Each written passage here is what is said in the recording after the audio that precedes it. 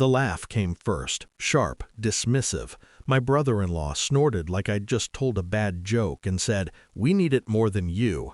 I didn't scream. I didn't cry. My hands trembled anyway. I reached for my bag, slow enough to look scared, deliberate enough to look harmless. "Then you won't mind what's coming next," I said. They laughed harder. That's when the bang hit the house, heavy, official, final. The front door flew open, and everything they thought they owned stopped being theirs.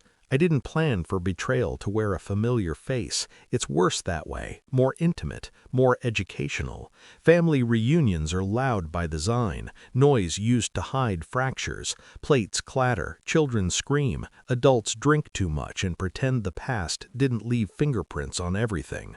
I'd driven 3 hours for this one, brought gifts, smiled when expected, let my sister hug me like nothing was wrong. The moment I slipped away to the guest room and opened my banking app, the room went quiet in a way sound can't fix. Balance zeroed. Savings gone. Emergency fund erased. Months of discipline, late nights, skipped comforts, silent sacrifices, wiped out between bites of potato salad. I didn't need to ask who did it. I already knew who felt entitled to it. I met my brother-in-law years ago, back when he still pretended ambition was a temporary phase. He shook my hand too hard the first time, smiled with his mouth, not his eyes. He talked fast, promised faster. Everyone liked him because he sounded like progress. My sister loved him because he said he would take care of her. I believed him because I wanted to. He borrowed small amounts at first, always paid them back late, always with a story, a missed payment, a delayed client, a misunderstood opportunity. I learned early that his life was a series of explanations stitched together to look like effort. When my father died, I handled the estate. I was the organized one, the reliable one, the one who didn't ask for anything because I didn't need to. That's when the trust formed its shape. Power of attorney, shared access, family convenience. I signed where I was told. I smiled where I was expected. I didn't know I was being studied. The first sign wasn't the missing money. It was the way he stopped thanking me. Gratitude is the first thing thieves abandon. Then came the comments, casual, testing. "You don't really need all that saved, do you? Money should work for the family. You've always been lucky." Lucky. As if discipline was an accident. I noticed charges that weren't mine, small ones, easy to dismiss, a subscription here, a transfer there. I told myself it was a glitch because accepting truth meant accepting what came next. The undeniable moment arrived in a text message not meant for me. She won't notice, she never checks. He was wrong about one thing. I always check. I didn't confront him. That's the mistake emotional people make. Instead, I learned. I pulled statements dating back years. I documented everything. Screenshots, timestamps, IP addresses. I cross-referenced transfers with his business failures. I watched patterns emerge like a confession written in numbers. He didn't just steal, he planned. I consulted a lawyer quietly, then another. Then a forensic accountant who smiled when I laid everything out like a chessboard, already mid-game. They told me I had options. I chose all of them. Revenge isn't rage, it's patience with a backbone. First, I changed nothing. Let him think I was still unaware, still generous, still pliable. I let him keep moving money, unaware each transfer sharpened the blade.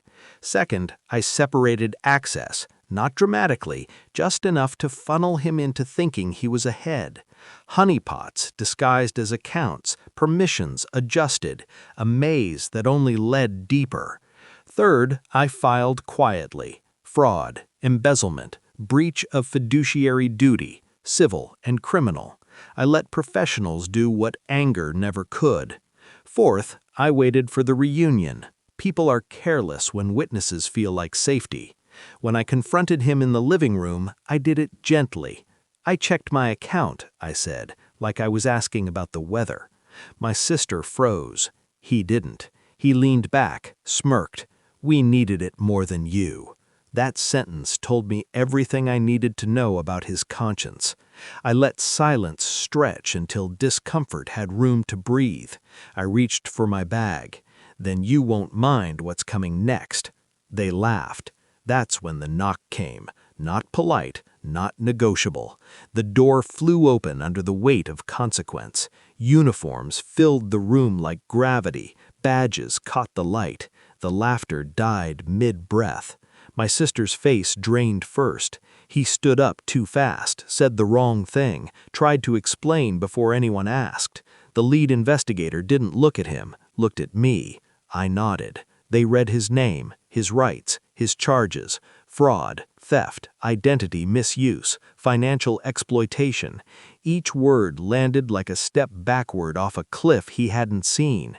He turned to me then, eyes wide, betrayed. The irony tasted clean.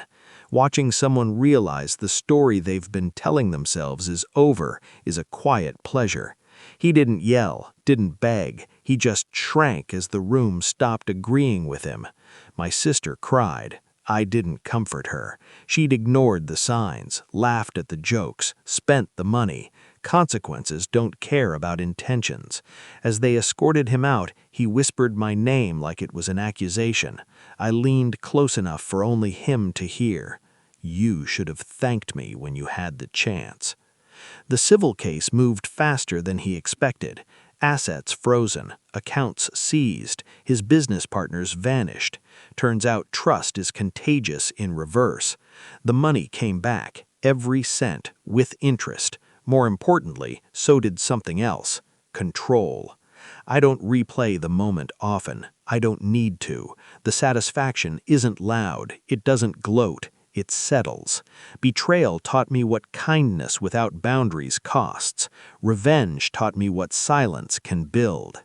I still attend reunions. I still smile. I still bring gifts. But I don't share access anymore.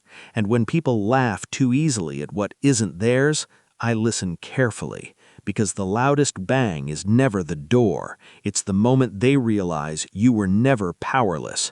You were patient.